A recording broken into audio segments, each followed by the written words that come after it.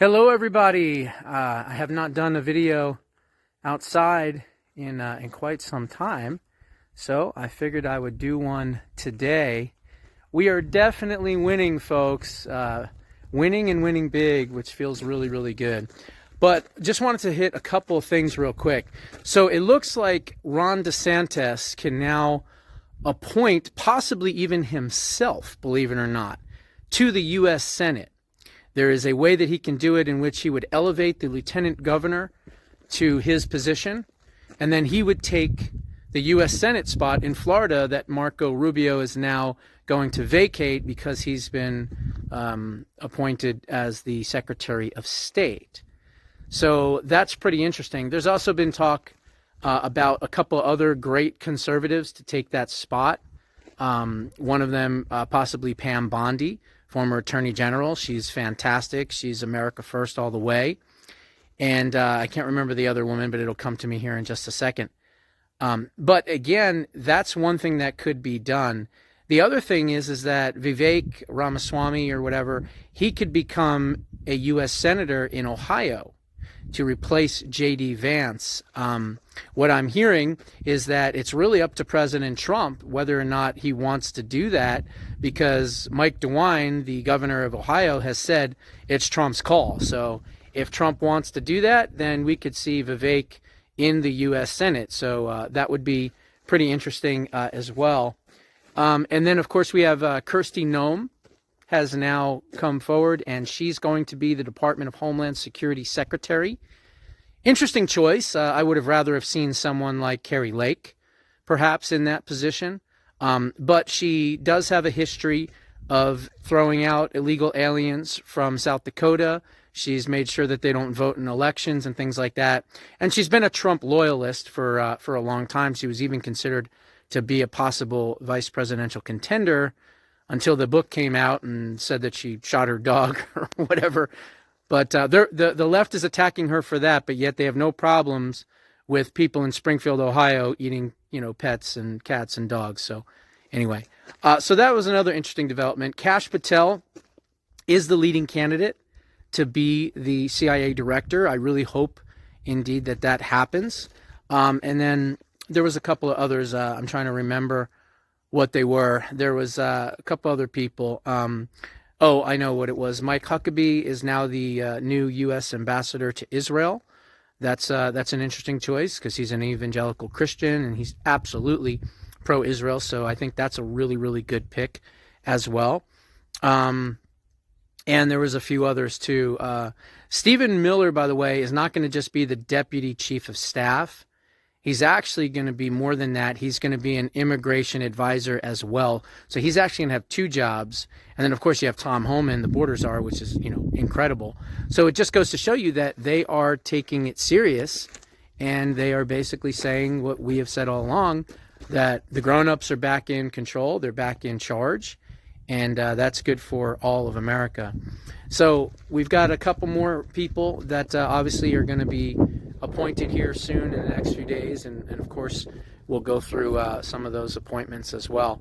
But Mike Walls, as I think it was a National Security Advisor, and he does not have to be confirmed, by the way. That's an automatic approval. It's going to happen. That's it. They don't have to go through Senate confirmation. Presidents get to choose their national security advisors.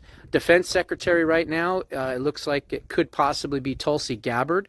That would be, I believe, a position that would need Senate confirmation. So things are looking good. We're already at 219 House seats, and Democrats have 210. So yesterday it was what? It was 209 to 218. But another race has been called. I believe the one out in Alaska was called for Nick Begich. And so that's good because they just got rid of ranked choice voting, right? They dabbled with it or realized how bad it was. It cost Sarah Palin her congressional seat when she ran in 2022.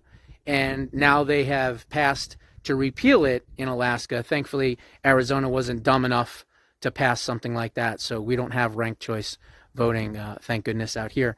But again, things are definitely looking much better, and we are winning. Now, the only thing that I would say right now is we may have an issue with John Thune, because apparently, sorry, there's a bug in my face. Apparently, you know, the betting odds don't look good. They look like Thune is probably going to pull that out and become the Senate Majority Leader. Now, is it the end of the world? No, not necessarily, because both Thune and Cornyn and Rick Scott, so all three, have already said that they will allow recess appointments for President Trump. Now, what does that mean exactly? Well, what it means is that if the numbers are close, which they're really not in the Senate, and there's any kind of stonewalling by the Democrats to confirm a lot of these cabinet positions, Trump can do what he did in 2016, which was recess appointments, meaning that they're allowed to serve without a Senate confirmation for 1 year. And after 1 year, then they either have to be replaced or they have to be confirmed. And the Senate has already said that they will allow President Trump to continue to do that. So what does that mean? That means if there's a tough confirmation battle and or someone that perhaps the rhinos or the establishment or whatever, or the Democrats, you know, absolutely refuse to try to confirm, we will be able to still have those people in place for a year. And honestly, that's not a bad thing. And I'll tell you the reason why. Why not put them in for a year and make sure that they're doing their job, right? Let's see some accountability. And if there is accountability, great. Then we can confirm them later on for a full term. But in the meantime, why not just do recess appointments on people like Tom Homan and many others that are, you know, apparently more controversial and have already said that they're going to deport people, or Kash Patel, the CIA director, and what he's planning on doing, you know, and going after the FBI and all that other stuff. So there's definitely some really good things happening. And again, I'm still going to stick to the House being 222 to 213, a 9-seat advantage. There are six, is there six? I think there's 6 uncalled races left. So if they split those races, you got 3 and 3. I'm right. I'm not trying to, you know, brag or anything, but I looked at the numbers, you know, 4, 5, 6 days ago. I looked at what was outstanding and I made a prediction, and my prediction is still going to stand at 222 Republicans and 213 Democrats. Could I be off? Yeah, maybe by a seat or two, but not really. I think we're going to end up with a 9-seat majority, 7 the least probably, but probably 9. So if we split those last 6 seats, which Republicans are winning in 3 of them, again, you know, I didn't just pluck these things out of the air. I did my research. I do believe that will be 20, 21, and 22.